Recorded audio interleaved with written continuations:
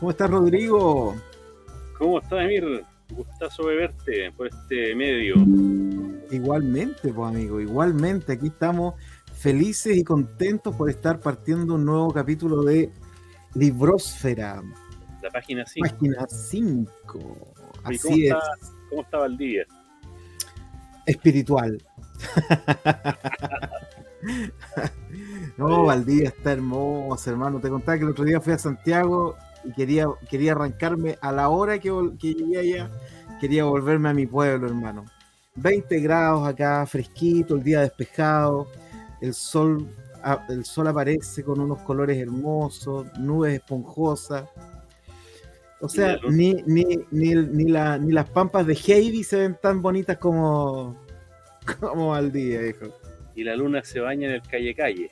Y así nomás, po. Antes de pecar, antes de salir del Edén, se baña así nomás la luna. Sí.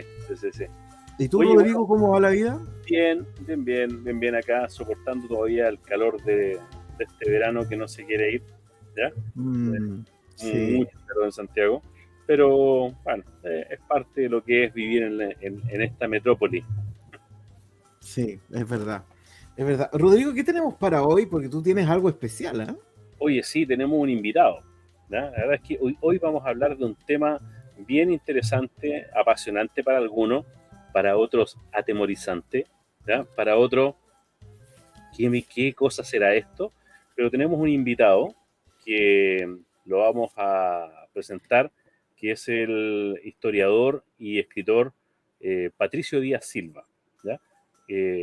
Un escritor bien particular que ha escrito muchísimo respecto a algunos temas de los cuales vamos a conversar directamente con él. Así que vamos a hablar sobre esos temitas.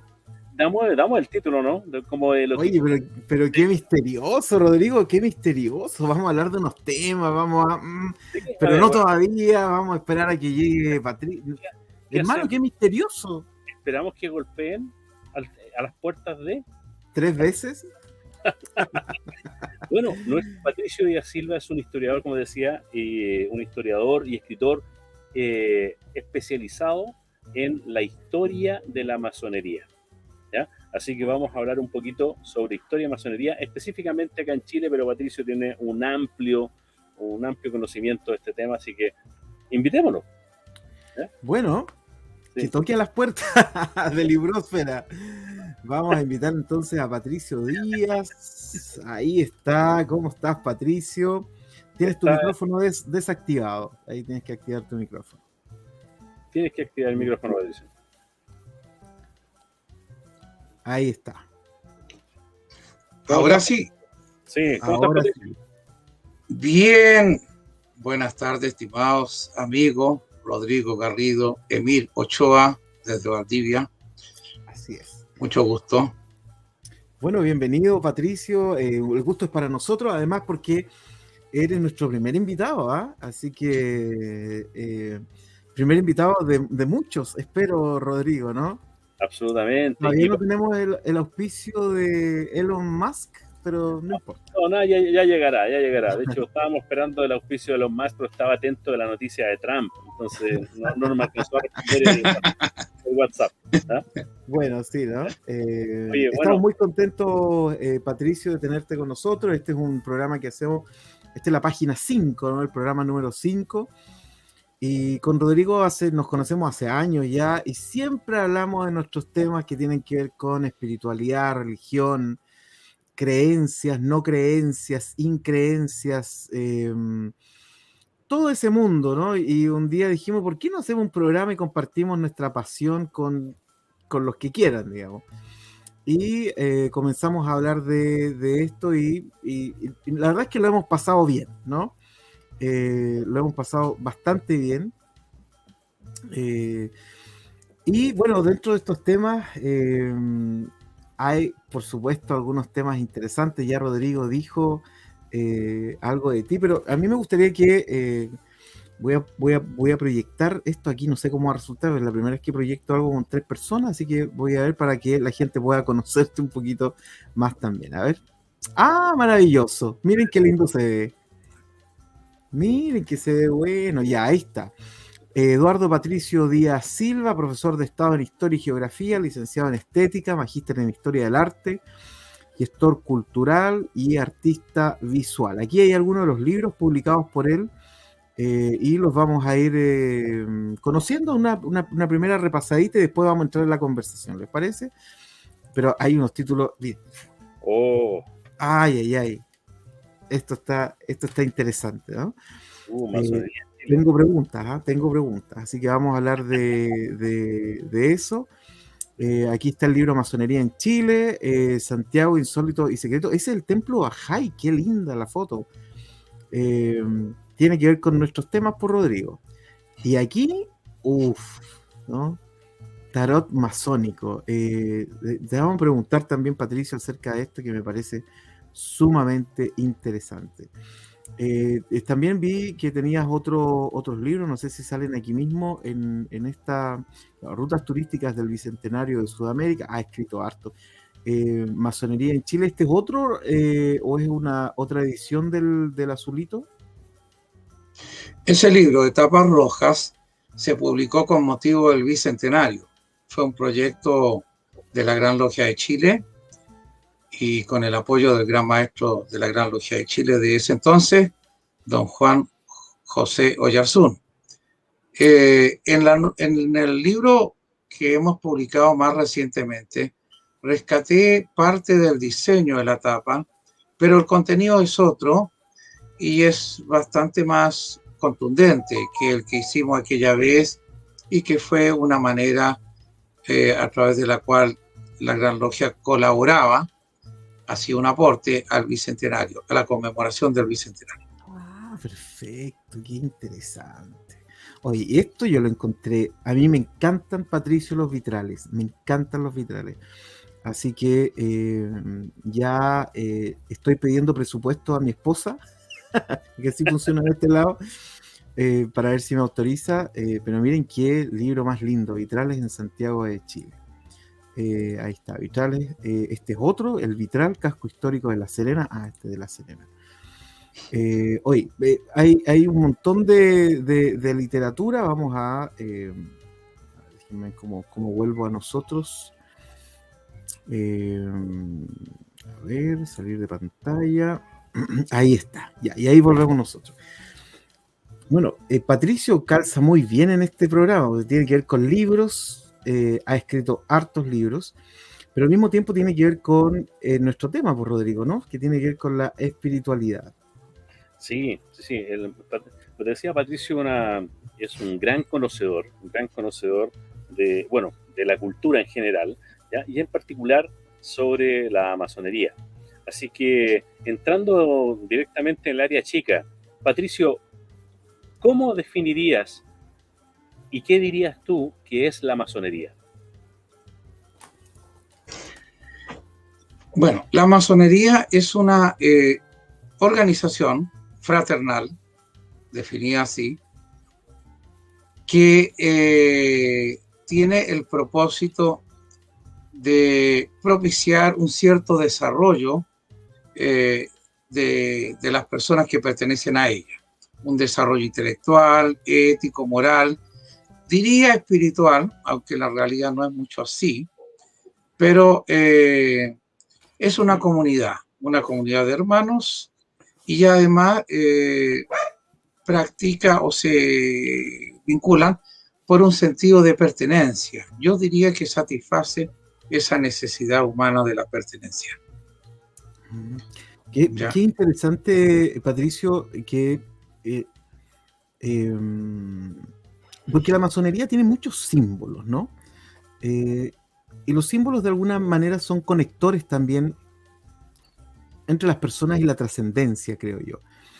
Y sin embargo, cuando tú hablas de no sé si lo dijiste bien, no quiero embarrarla, pero que no es tan espiritual, ¿no? Y sin embargo, por otro lado, cuando uno los ve desde afuera, pareciera, incluso yo sé que lo que voy a decir es una herejía, pero voy a hacer cuenta que yo no sé nada, la verdad es que sé poco. Tiene muchos elementos que a uno le podrían parecer religiosos también, ¿no? Tienen cantos, tienen ritos, tienen símbolos, tienen personas que ofician, ¿cierto? Tienen templo.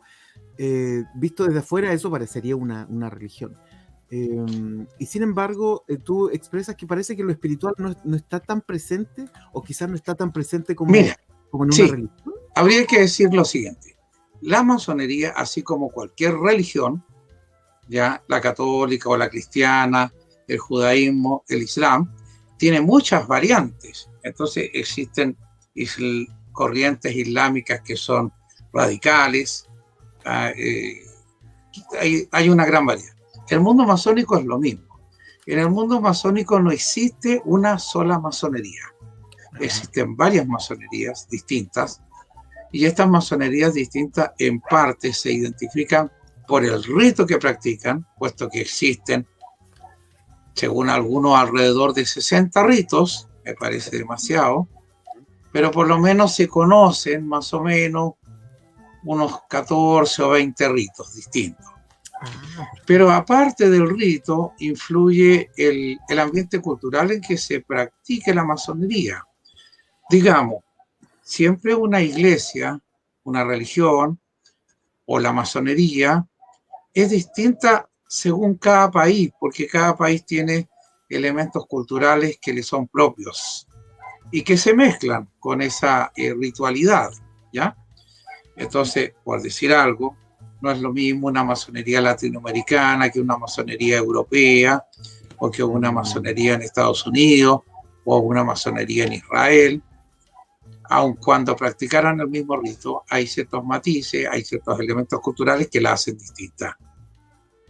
Entonces, en esta gran diversidad hay masonerías que tienen un fuerte componente espiritual, incluso religioso.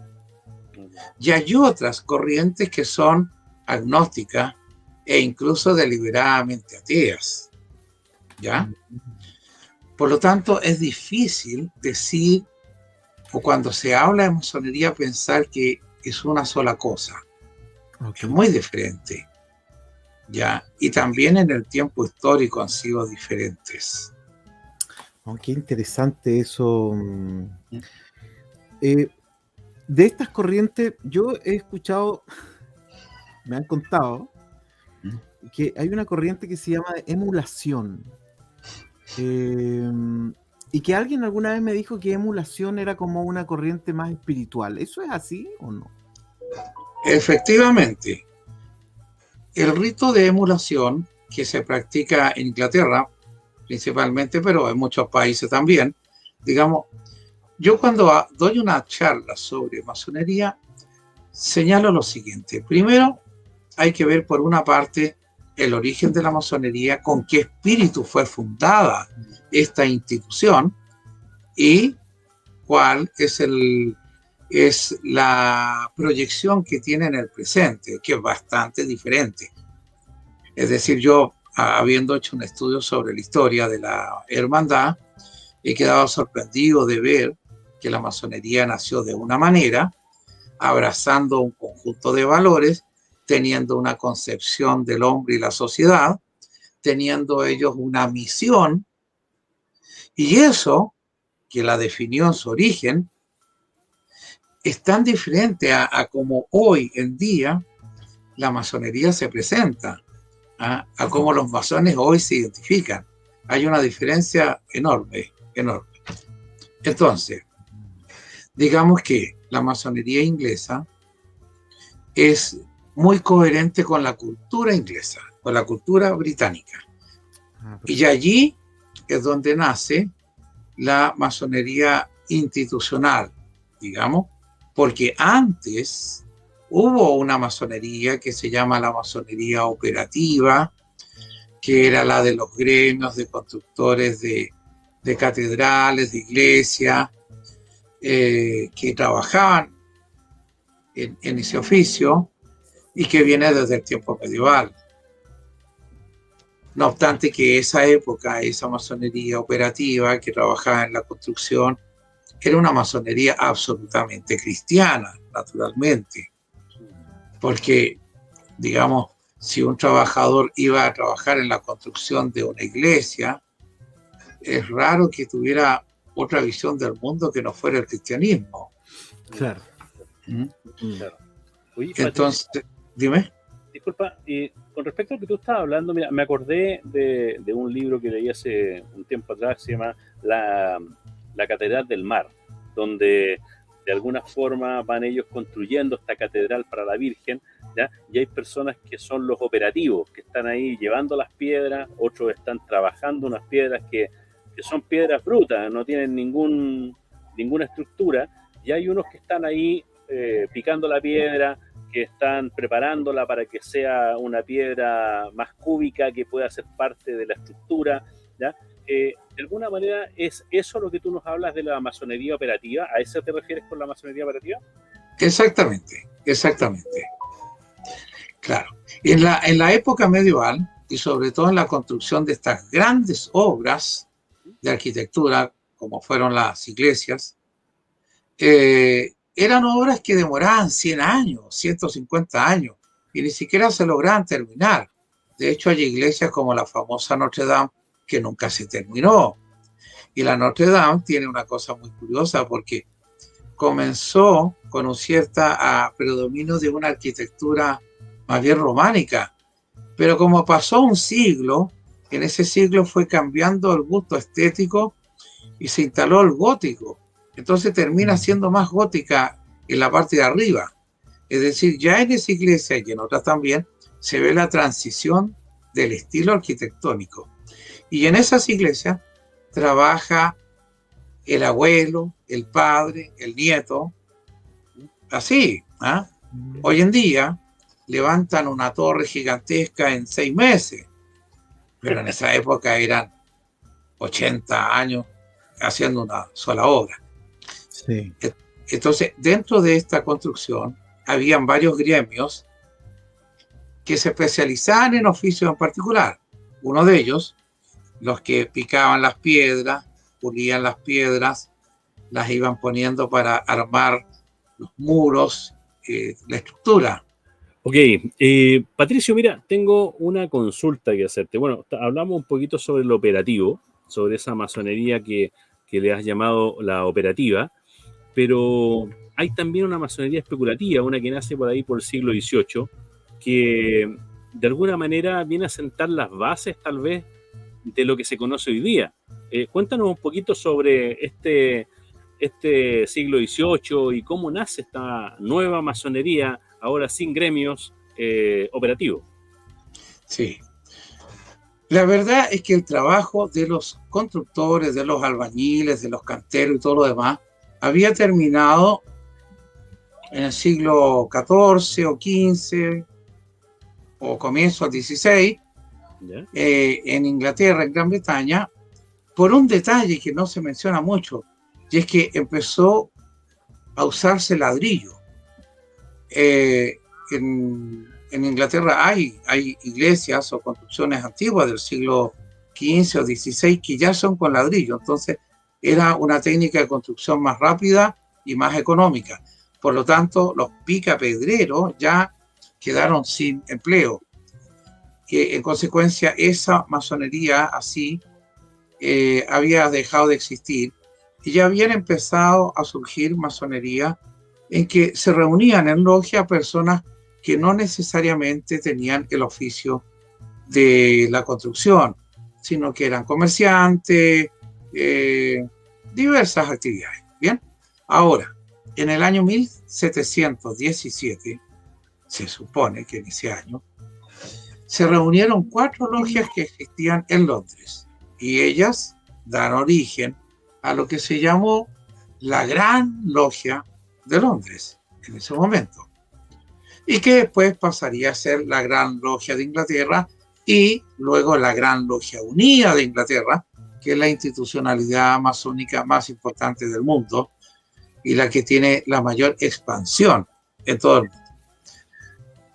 al amparo o bajo las directrices de esta gran logia de Londres inicialmente, empezaron a fundarse diversas logias, primero en Londres, pero luego en otros lugares de Europa, inicialmente Francia y luego otros países europeos. Y todas estas logias que nacen, por decir así, con el apoyo, con el auspicio, con la patente de la Gran Logia de Inglaterra. ¿Ya? Ahora, aquí yo quiero decir una cosa que considero clave. En el año 1723 se aprobó la primera constitución masónica. Esta es conocida como la Constitución de Anderson, porque la escribió un señor que se llamaba James Anderson, que era un pastor de la iglesia presbiteriana, porque él era de origen escocés, y entonces a él le encargaron redactar esta constitución. Y él, para hacer esto, se fue a Escocia y estuvo revisando unos libros antiguos de otras logias y sacó varios elementos de allí, no solo respecto a la organización de una logia, sino que textos que podrían ser teológicos y que él va a meter dentro de su constitución. Por ejemplo, pasajes de la Biblia, del Antiguo Testamento, sobre todo la historia de algunos patriarcas de Israel. Todo eso lo va a meter allí. Y esta constitución, llamada de Anderson, que podría decirse que tiene vigencia hasta el día de hoy, por lo menos en Inglaterra, y se supone que todos los masones que siguen esa línea debieran respetar la constitución de Anderson. En esa constitución queda clara que la masonería es una hermandad que se organiza o se constituye para hacer un bien a la sociedad mediante la caridad, y se concibe a sí misma como una organización cristiana, y como una organización, diríamos, respetuosa del rey, respetuosa de las tradiciones, nada de rupturismo con nada. Wow. La constitución de Anderson dice al final, en su último párrafo, algo que todos los masones debieran leer, pero muchos lo desconocen, o mejor dicho, ni siquiera quisieran ver. Dice la Constitución, dice, en este día, bajo el reinado de su majestad, supongamos que se haya llamado James, el rey de ese momento, y siendo el día del Señor de San Jacobo, por decir algo, hemos puesto, dice, la primera piedra de esta iglesia. Es decir, con esas palabras se da por fundada la masonería. Oye, y aparece la palabra iglesia ahí. Tal cual. Hemos puesto la primera piedra de esta iglesia. Es decir, Anderson y el que lideraba esto en ese momento, de Saguilier, Théophile de Saguilier, ambos que eran pastores, eran presbiterianos, ellos en ese momento están fundando una iglesia. La masonería es una nueva iglesia. Y dice, esta iglesia ha de ser un espacio de encuentro y unión entre hombres que de otro modo estarían a una distancia perpetua. Entonces, esto es muy valioso, porque aquí por primera vez podríamos ver ya en 1717 o 1723 un proyecto de inclusión social, porque dice, debe ser un espacio de encuentro y unión entre hombres que de otro modo estarían a una distancia perpetua. ¿Ya? Patricio, perdón, es que a mí esto me toca profundamente. No sé si Rodrigo te contó, yo soy pastor luterano. ¿Cómo es que la masonería con la constitución de Anderson está tan cerca de la iglesia, tiene sus símbolos, tiene sus ritos, tiene el gran arquitecto del universo? ¿Y cómo es que finalmente termina siendo perseguida, sospechosa para la iglesia en general? Los católicos persiguieron a los masones, algunos evangélicos también, a pesar de que yo sé que han habido masones luteranos, anglicanos, metodistas, presbiterianos, etcétera. ¿Por qué la iglesia ha finalmente terminado no solo sospechando, que sería lo más básico, sino que en algunos casos realmente persiguiendo a la masonería, si la masonería se constituye como un espacio abierto y además de bien común, que es lo que uno usualmente escucha de la masonería, ¿no? Las libertades humanas, las libertades civiles en el fondo. ¿Cómo es que pasó esto? ¿Por qué la iglesia finalmente sospecha y persigue a la masonería? Perfecto. Hay que avanzar un poco en la historia.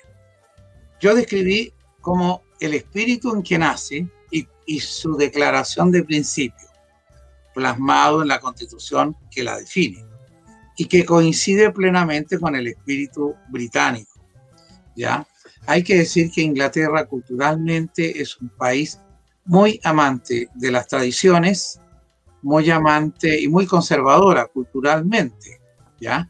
Así como hay países que son muy amantes de las innovaciones, la ruptura, las experimentaciones, hay otros países, hay otros pueblos que son sólidos por sus tradiciones.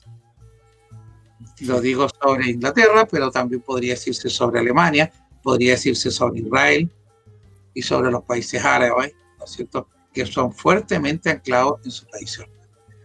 Ahora bien, decía que después de esta fecha de 1723 en que se funda esta constitución, parten ingleses y escoceses a Europa y empiezan a fundar otras grandes logias, ya sea en reinos de Alemania y en Francia.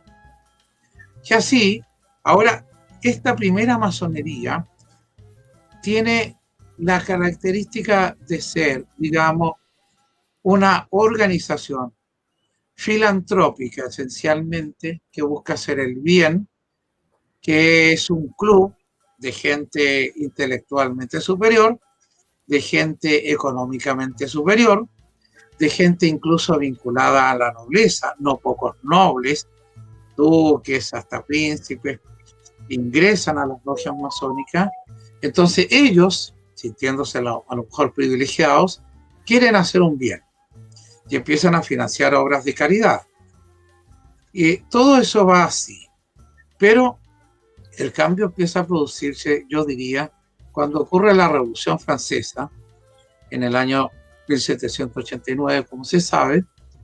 Estos movimientos de la Revolución Francesa, por una parte, previo a la Revolución Francesa, cuando se da lo que se llama la Ilustración, viene una especie de enaltecimiento de la razón. La razón era lo que debía guiar al hombre, a la sociedad. Entonces se empiezan a cuestionar muchas tradiciones,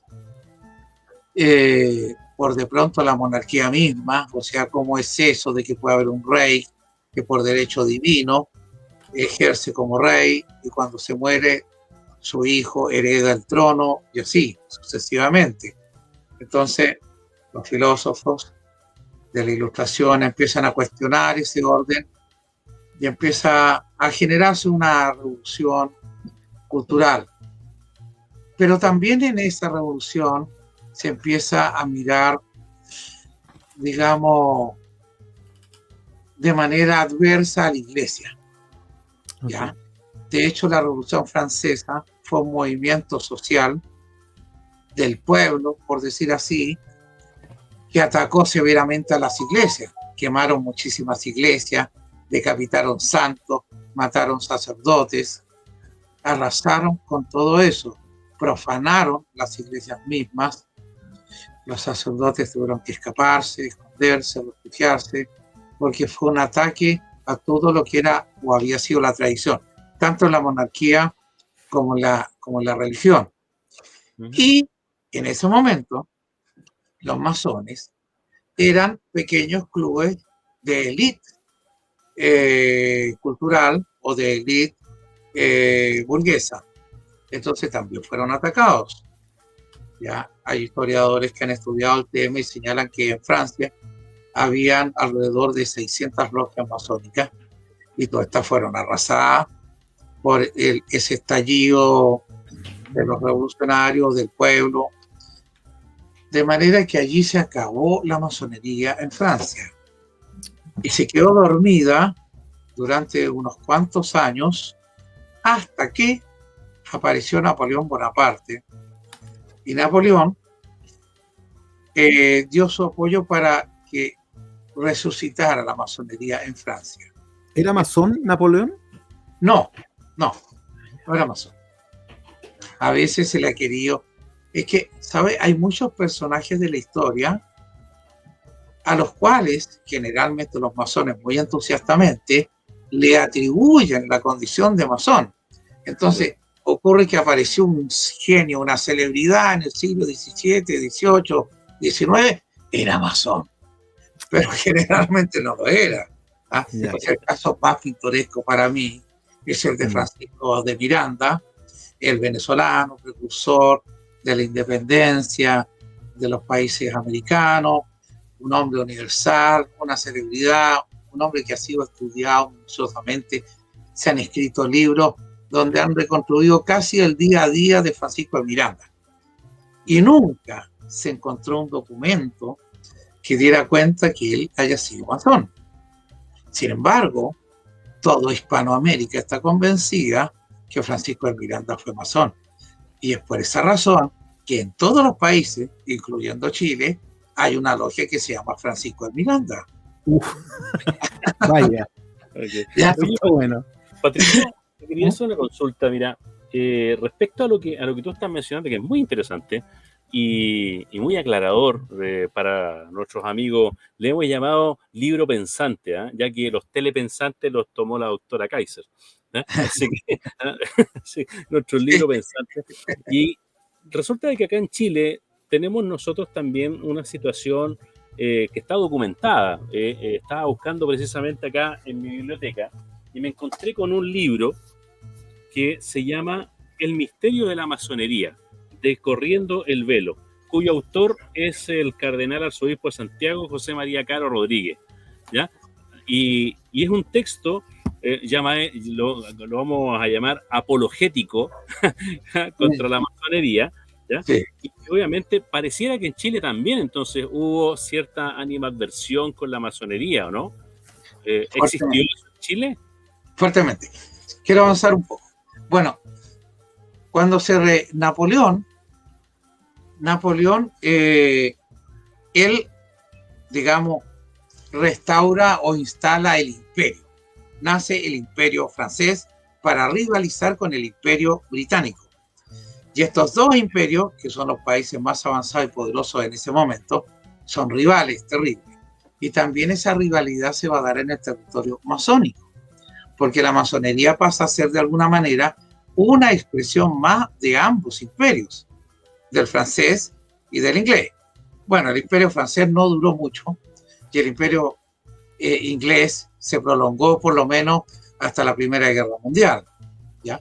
Ahora bien, cuando Napoleón se restaura la masonería, nace una masonería que ya no tenía el espíritu de aristocrático, ni clerical, ni caritativo. Ese espíritu inglés original ya no lo tenía. Nace una masonería entonces, en cierta manera, racionalista, que ya no es para la aristocracia, es para la clase media, para la burguesía.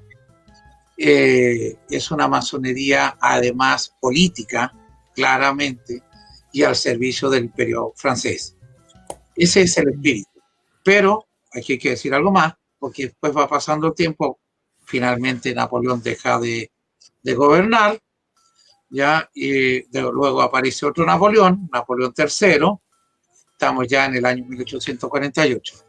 Y en esa época viene una segunda revolución francesa, que no se menciona mucho porque, bueno, las luces se las lleva la gran revolución francesa de 1879, pero en la segunda revolución francesa nace, por ejemplo, el lema de libertad, igualdad y fraternidad. Y en ese momento empieza a surgir un pensamiento político que es precursor de lo que posteriormente sería el socialismo, el marxismo, pero todas estas corrientes de pensamiento que son decididamente ateas o agnósticas van a infiltrar también a la masonería. Y allí, digamos 1880 tal vez, por esa época, nace una masonería que es agnóstica o atea, que es racionalista y que es anticlerical, fuerte y furibundamente anticlerical. Y es allí, en esa época, cuando la Iglesia empieza a condenar fuertemente a la masonería. Hay varios papas que van sacando sus sucesivas condenas y proclamas en contra de la masonería y de los masones, excomulgándolos, ¿ya? ¿Cómo, Patricio, cómo se va a proyectar a Latinoamérica también? Sí. ¿Cómo se manifestaría el anticlericalismo desde la masonería? ¿Haciendo qué o diciendo qué? Bueno, el anticlericalismo masónico, los masones, en primer lugar, lo que hacían bastante los masones eran actos que para la Iglesia eran herejías, ¿ya? Okay. Es decir, los masones no respetan los símbolos, las tradiciones religiosas, se burlan de ellos. En Chile mismo, si nos situáramos en la década de 1930, en las logias masónicas que existían, yo creo que no había festín más recurrente entre los masones que contar chistes de cura, ¿ya? o burlarse en general de la Iglesia, ¿ah? O sea, ellos se burlan de la Iglesia. Pero también empiezan a sacar artículos y críticas en medios de comunicación, en diarios, en revistas, en contra de la masonería, ¿ya? Y a combatir la influencia, porque hay que decir una cosa, que antes de 1930 en Chile, la Iglesia era un poder, casi un poder fáctico en el gobierno, en la política. Entonces era normal que un presidente fuera de pronto visitado por el obispo, por el cardenal, quien le iba a pedir un favor especial respecto de una ley o respecto de favorecer algo o a alguien, ¿ya? Ese lobby católico, clerical, eclesiástico, después fue de alguna manera no solo denunciado, combatido por la masonería. Y yo diría que en las últimas décadas, de pronto la masonería es la que empezó a hacer ese lobby también, ese lobby frente al poder político, Hoy en día, la Iglesia es una institución bastante reducida, bastante arrodillada, diría yo. Sí. Y ya no tiene la influencia que tuvo en otros tiempos. Exacto. Patricio, sí. quería consultar, dado que tú decías que ya la masonería comenzaba de alguna forma a hacer lobby en el gobierno. ¿En Chile tuvimos algún presidente masón, por ejemplo? Sí. Hubo 6 o 7. El presidente Arturo Alessandri, el presidente Pedro Aguirre Cerda, que es el más destacado tal vez de los expresidentes masones, el presidente Carlos Ibáñez del Campo, el presidente Gabriel González Videla, el presidente Juan Antonio Ríos, el presidente Salvador Allende. Hasta ahí llegamos. Respecto de Pinochet, que muchas veces lo preguntan. Casi lo pregunto. Ya, me anticipé a la pregunta. Siempre sale esta pregunta. Bueno, Pinochet efectivamente se inició en la masonería, en una logia existente en San Bernardo. Él en esa época era cadete de la escuela de infantería que está en San Bernardo. Y el general o el comandante a cargo de esa unidad militar en que estaba Pinochet, que tenía poco más de 20 años, un veinteañero, era miembro de la logia. Y él se llevó a varios de sus muchachos a la masonería. Y en ese grupo fue Pinochet. Pero también hay que decir que el suegro de Pinochet fue un destacado masón y fue un político radical que también lo entusiasmó o lo animó a entrar a la masonería.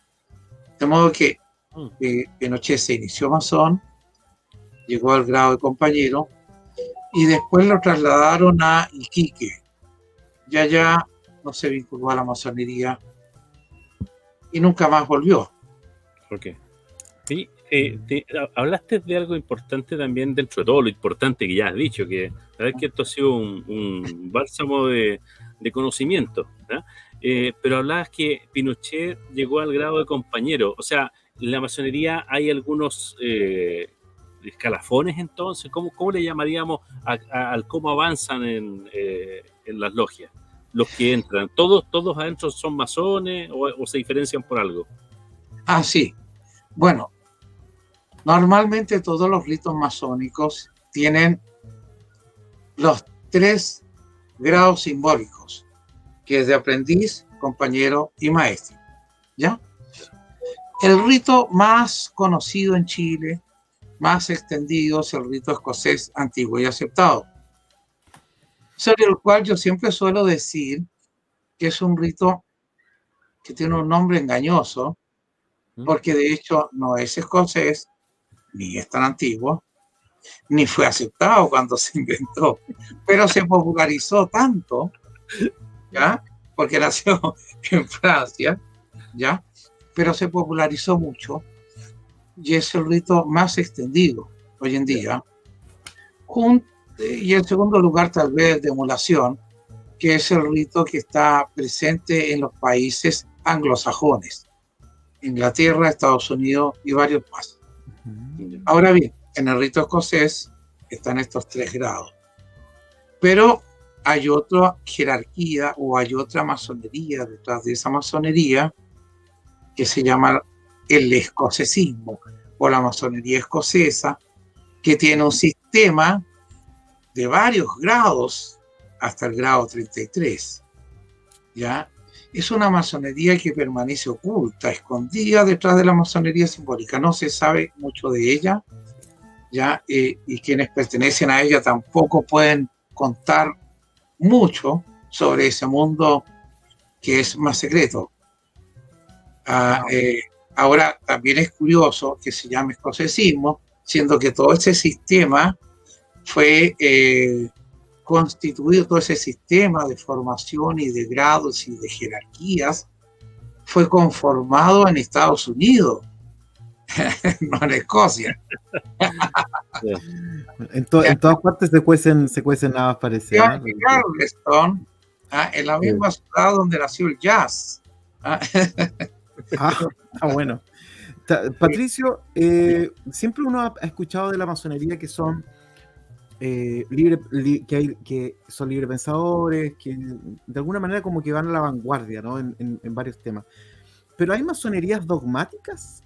¿Puede ocurrir que haya masones dogmáticos? Porque como tienen una constitución de Anderson, que es como la iglesia, ¿no? Las iglesias tienen confesiones y hay gente apegadísima a sus confesiones. ¿Pasa lo mismo en la masonería? Claro, mira. Los masones dicen que son libres pensadores. Yo sostengo que eso es falso, rotundamente falso. Los masones sostienen que no tienen dogma y yo sostengo que eso es falso, rotundamente falso. ¿Por qué? Porque, diríamos, en todas las religiones hay un mito fundacional, ya sea que Moisés bajó con las tablas de la ley, ¿no es cierto? Sí. Y se funda una religión, ya sea que Cristo murió y al tercer día resucitó entre los muertos y ascendió a los cielos, hoy está sentado a la derecha de Dios Padre Todopoderoso. Todos esos relatos que son fantasiosos son, sin embargo, el mito fundacional de una religión, ¿ya? Podríamos decir lo mismo sobre el Islam y Mahoma. Ahora bien, en la masonería te van a buscar en esta semana algunos representantes de religiones, Patricio. Vamos a bajar tus datos abajo. y de logias. Sí. Dale, Patricio, adelante. Bueno, en la masonería hay una leyenda que para mí es el mito fundacional, mirando esto en su dimensión teológica, ¿ya? Que no es algo de lo cual le interese a todos los masones. No es. Pero se cuenta una leyenda. Y la leyenda es que había un maestro que estaba construyendo el templo del rey Salomón. Y este maestro era un hombre de gran sabiduría, de gran capacidad, y él tenía a sus trabajadores y estaban construyendo este templo, siguiendo ciertas medidas, ciertas reglas. Recordemos que ese templo era para guardar nada menos que el arca que traía Moisés y que era la alianza entre el pueblo de Israel y Dios. Bien, entonces estaban construyendo este templo y en ese momento unos trabajadores de su equipo, ambiciosos por el conocimiento que tenía el maestro, lo agarraron en la noche, lo emboscaron y le dijeron que le revelara sus secretos. Y el maestro dijo que no, se resistió a revelar sus conocimientos. Entonces lo mataron. Y agarraron el cuerpo y lo escondieron en una colina. ¿Ya? En una colina escondieron el cuerpo del maestro, del gran maestro Hiram Abi. ¿Bien? Entonces, después de eso, Salomón y la gente y los trabajadores notaron la ausencia y encargaron ir a buscar al maestro. Lo buscaban y no lo encontraban.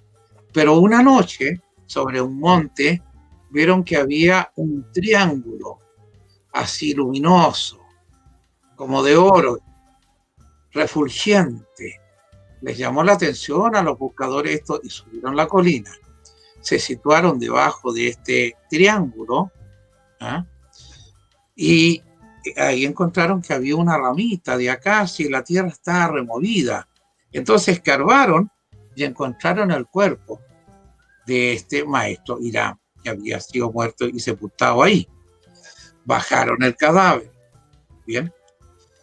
Cuando llegan abajo, llegan al templo con el cadáver, hacen por ahí unos actos mediante los cuales se produce la resurrección, ¿ah? O la resurrección simbólica de este maestro. Bien.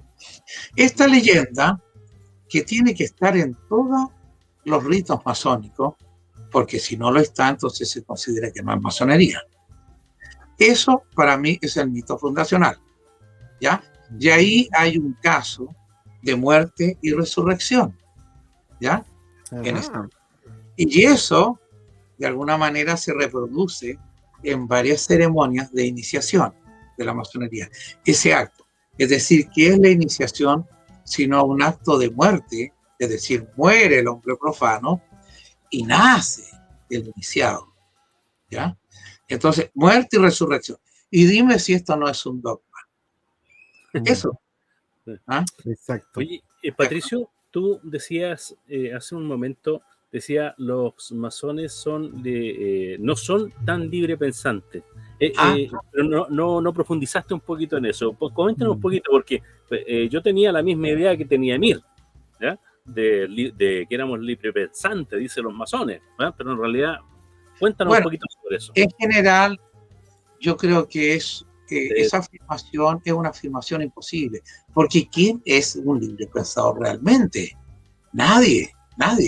Yo solamente digo, hay disciplinas que podrían considerarse que están, o sea, yo digo, es imposible porque nosotros pensamos solamente lo que podemos pensar. Y podemos pensar lo que pensamos dependiendo de muchos factores, no solo de la inteligencia, no solo del conocimiento, no solo del estado de salud, no solo de acuerdo a la edad, no solo de acuerdo a la influencia cultural. Es decir, el hombre piensa solamente lo que puede pensar de acuerdo a todo un contexto que lo rodea. Por lo tanto, no es libre pensador. El hombre está condicionado a pensar lo que puede pensar, ¿ya? Okay. Entonces, por ejemplo, piensa tú, un hombre que está preso en la cárcel. tiene un pensamiento que está condicionado por las circunstancias que vive, inevitablemente. Una persona que es joven tiene un pensamiento distinto a una persona anciana, ¿ya? Una persona de una cultura islámica tiene un pensamiento distinto al que tiene alguien que vive, por ejemplo, en Nueva York. Entonces siempre hay un condicionamiento cultural.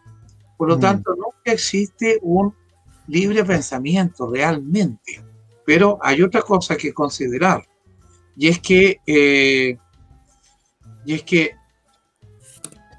los conocimientos en sí, las disciplinas, porque uno piensa siempre dentro del marco de un conocimiento. Es decir, uno desarrolla un pensamiento filosófico, un pensamiento teológico, un pensamiento arquitectónico, un pensamiento político, un pensamiento médico. ¿Ah? Estamos siempre amarrados a una disciplina. No obstante, que yo digo que la única disciplina libre de emociones es la matemática, porque la matemática es un conocimiento exacto, es una abstracción. Entonces, digamos, en una fórmula matemática tú no logras percibir el ámbito cultural o el estado de ánimo que rodeó al matemático que creó esa fórmula. Claro. Si vemos el teorema de Pitágoras, no logramos hacernos la idea de ningún rasgo de personalidad de Pitágoras. Absurdo, ¿bien? Pero lo último, para esto, fíjate que la masonería se define como una orden. Y una orden es una organización. Empezaron los llamados, empezaron los llamados. Me están pidiendo la dirección. Era mi señora, ¿ves?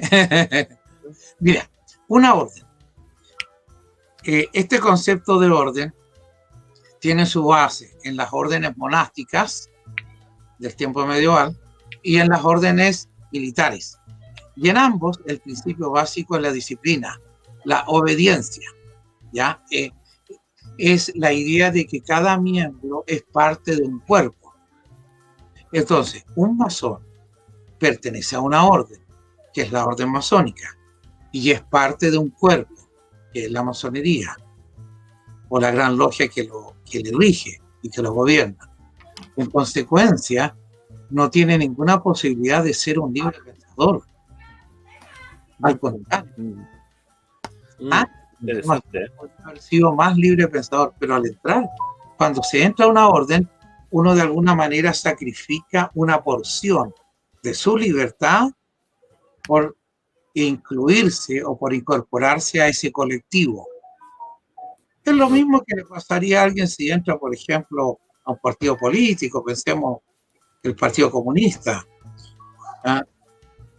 Si alguien entra al Partido Comunista, tiene que modificar ciertos estilos de vida que a lo mejor se relacionaban con los placeres del capitalismo. No sé. Claro. Entonces, es una falacia decir que el masón es libre pensador. No lo es, rotundamente. Patricio, te hago una pregunta y bueno, ve tú si me la puedes responder o no. Pero va a ser una pregunta directa. ¿Tú perteneces a la masonería? Sí, he dedicado más de 20 años a esa hermandad. Ok. Sí. Ok, entonces la conoces muy bien desde adentro y por eso hablas con tanta propiedad, más tu bagaje de historiador en ella. Claro. Bueno, nos estamos quedando poquitos minutos ya, mira. Sí, es que me quedan preguntas, pero ya, me voy a tener que para mí extendámoslo unos minutos. Sí. ¿Ya? Mira, ¿existe hoy día una decadencia de la masonería? Porque cuando uno habla con los curas, incluso en el mundo protestante, las iglesias se están achicando, no hay llamados al ministerio, y eso está ocurriendo en algunas, por supuesto los movimientos quizás más fundamentalistas siguen como creciendo, pero el resto de las iglesias como que se van achicando. ¿Pasa lo mismo en la masonería? Yo sé que la masonería no es proselitista, Pero ¿está ocurriendo lo mismo con la masonería? ¿Está costando encontrar gente para que se hagan masones? No, por el contrario, yo creo que la masonería está en un momento de expansión. Yo me atrevería a decir que nunca en la historia hubo tantos masones como hoy. No obstante que hay quienes dicen que en Estados Unidos en algún momento hubo más masones y que ahora hay menos. Pero yo creo que hay un florecimiento y se debe a que el ser humano tiene una necesidad de pertenencia, una necesidad de identificación. Y la masonería es una alternativa, así como otras. ¿Ya? Lo que sí está ocurriendo es que la masonería está teniendo un cambio, pero es porque hay un fenómeno que está ocurriendo en el mundo occidental que podríamos decir es como una especie de deconstrucción. Todas estas instituciones tradicionales y sobre todo instituciones de pronto concebidas como patriarcales han sido atacadas por la ideología de la deconstrucción, ¿ya? Sí. Entonces, estas instituciones, para no ser demolidas, empiezan a transformarse un poco, a mimetizarse con otras cosas. Eso es lo que está sucediendo. Te iba a preguntar algo importante, disculpe, dado que nos vamos a tener unos minutitos, porque esto está interesante, es lo siguiente. La masonería, Patricio, ¿es solo masculina? ¿Hay mujeres que llamemos masonas? ¿Sí? Ok. Claro. Existen hoy en día masonería masculina, masonería femenina y masonería mixta. Okay. En todos los países. En todos los países, digamos, en todas partes. Entonces, están todas las alternativas. ¿Ya? ¿En algún momento la masonería, crees, Patricio, que se va a abrir como otras instituciones y darle la bienvenida a los que quieran? Así como ir a tocar la puerta a cualquier persona y diga quiero ser masón, o siempre va a estar regulada por este elemento un poco, por esta persona que va e invita, mira, y como invitación personal, ¿no? ¿Tú crees que siempre va a ser así o va a llegar un momento en que van a decir bienvenido, vengan todos los que quieran?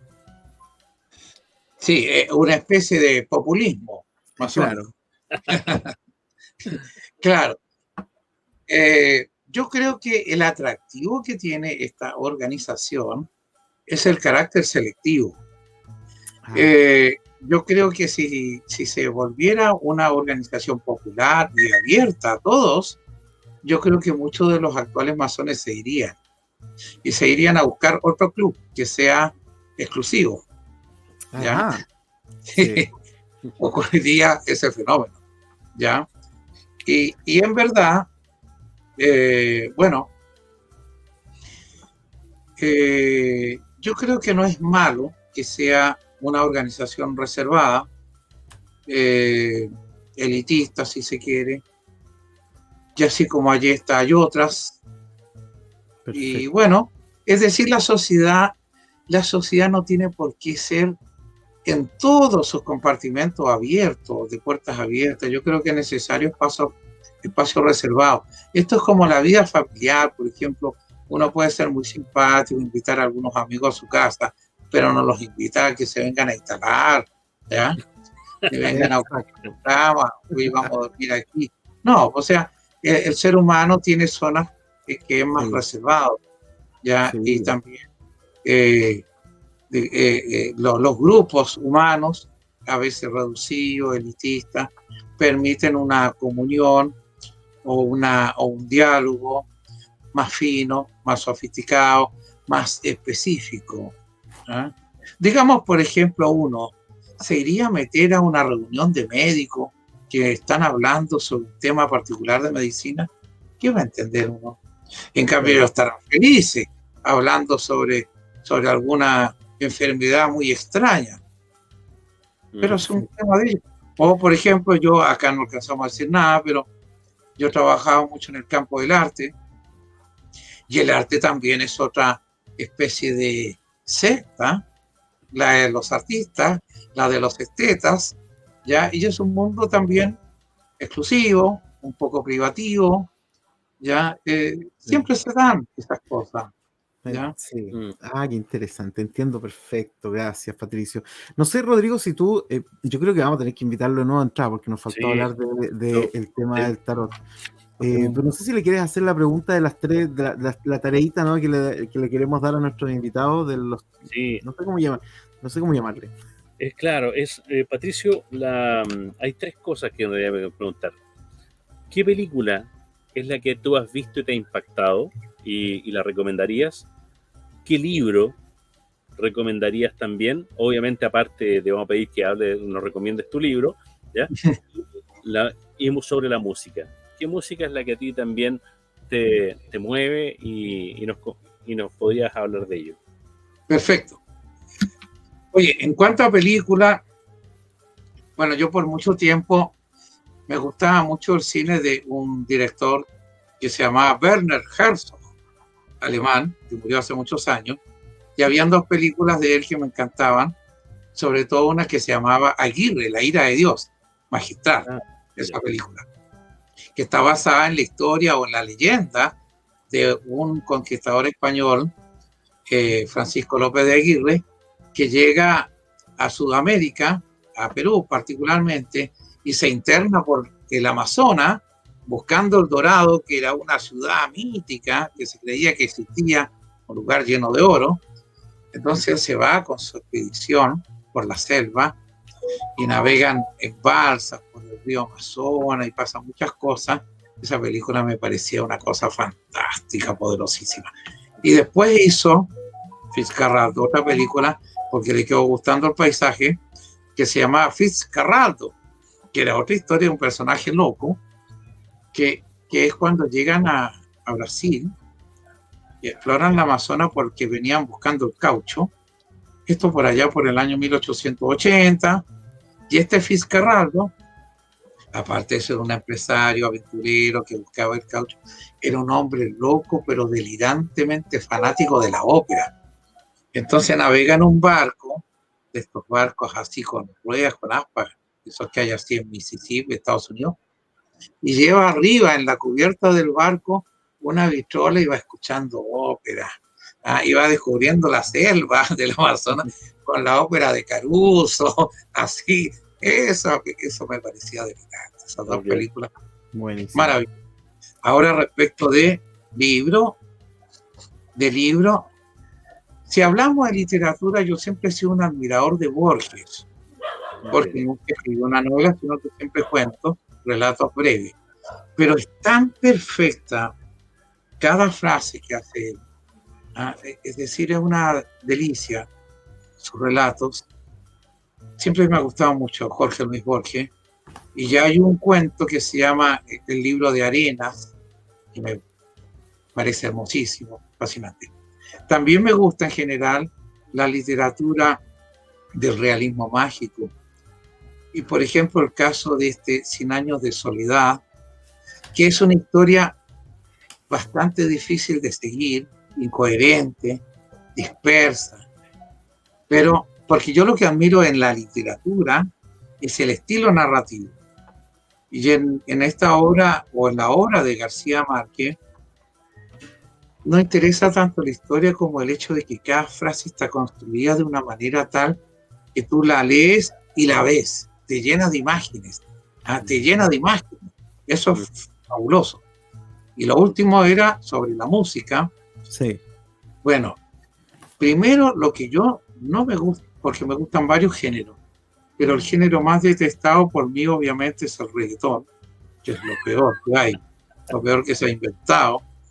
Yo no sé por qué, o sea, yo pensé que iba a pasar de moda ese estilo, pero ya llevamos más de 10 años con esa porquería. Y a veces subo a un Uber y el tipo viene con reggaetón y le hago de inmediato la música. Si no le digo, me bajo. Y yo no sé por qué, de pronto pienso yo en las niñas jóvenes, ¿cómo les puede gustar un cantante que canta en general como un mongólico? tú ves la manera como cantan esos tipos, ¿ah? Esa vocalización, esa pronunciación, esa fonética propia de un tarao, ¿ah? Entonces, ¿qué seducción puede sentir una niña escuchando eso en vez de cantando? Eso me impresiona. ¿Pero ¿ah? qué te gusta? ¿Pero qué te gusta? Lo que a mí me gusta, bueno, a mí me gusta la música, sabes que me gusta en general la música monacal, la música espiritual, la música gregoriana. Yo para trabajar escucho música gregoriana, escucho música o música de Eric Satie, de Claude Debussy, de esos compositores. Pero también me gusta la música tropical. ¿A qué me refiero? Las cumbias antiguas, la salsa, ya clásica, ya eso, pero clásico. Me gusta esa música, o sea, una cumbia antigua. Hay un compositor notable que es Enrique Pastor López, colombiano, murió hace pocos años. Bellísima música. Me gusta. Patricio, Bueno. Bien, bueno, para ir ya cerrando tenemos que recomendar los libros, ¿ya? Y yo te quiero pedir, Patricio, que yo sé que está en venta el libro La Masonería en Chile, ¿ya? La Masonería en Chile, ¿ya? Y que nos puedas indicar cómo podemos comprar ese libro para poder saber más respecto a lo que tú nos estás comentando. El libro Masonería en Chile se encuentra en Mercado Libre, ¿ya? En Busca Libro.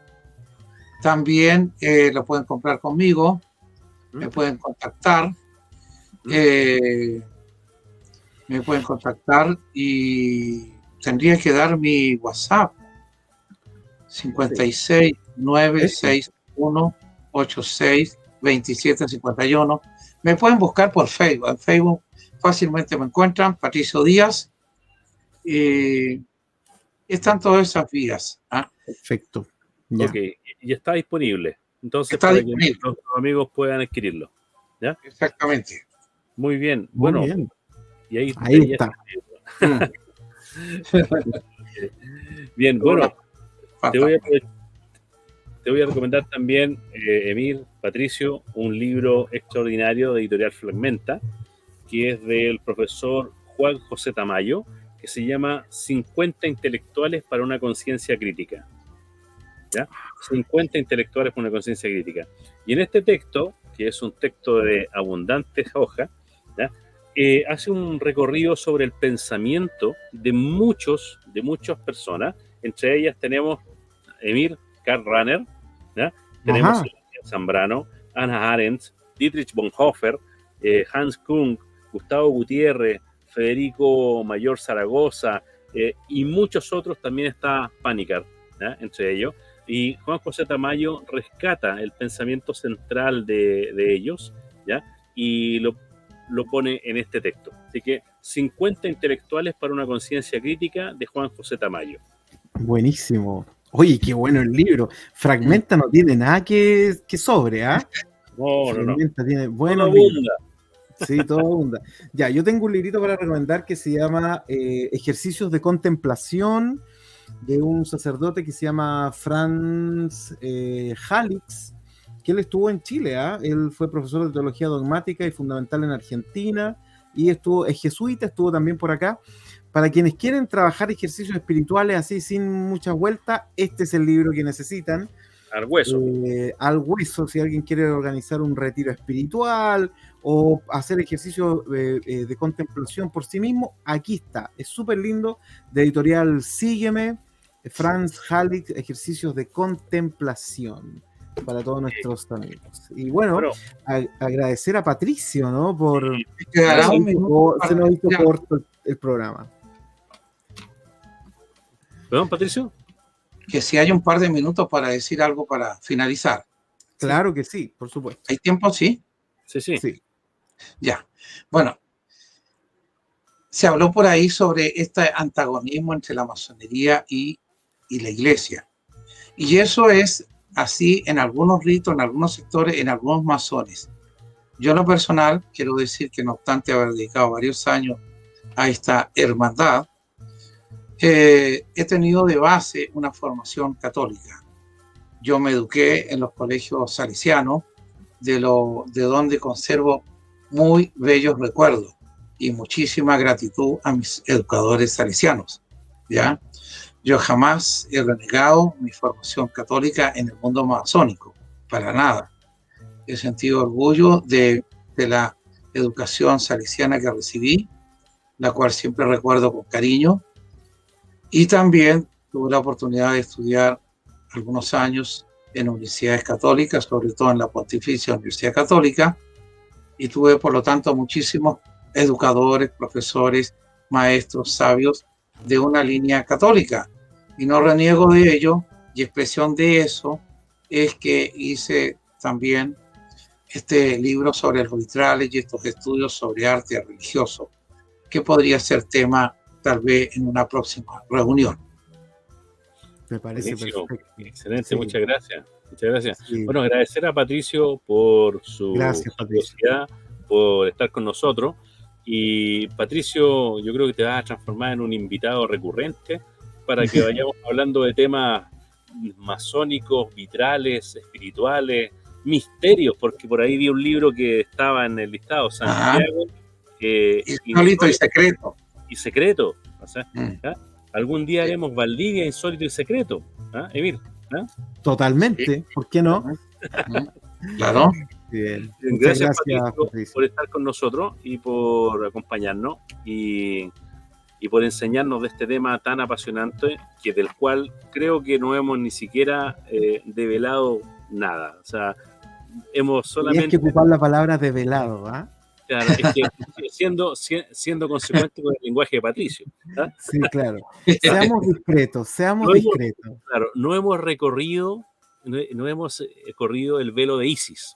Así que bueno, yo creo que de alguna manera nuestros amigos también van a conocer un poquito más de la orden, conocer a Patricio Díaz Silva, de su libro, y también de estos servidores que les acompañamos durante la semana. Eso es. Muchas gracias entonces a todos. Nos encontramos la próxima semana. Gracias Patricio, gracias Rodrigo. Gracias. Que tengan una muy buena jornada. Nos vemos. Gracias. Chao.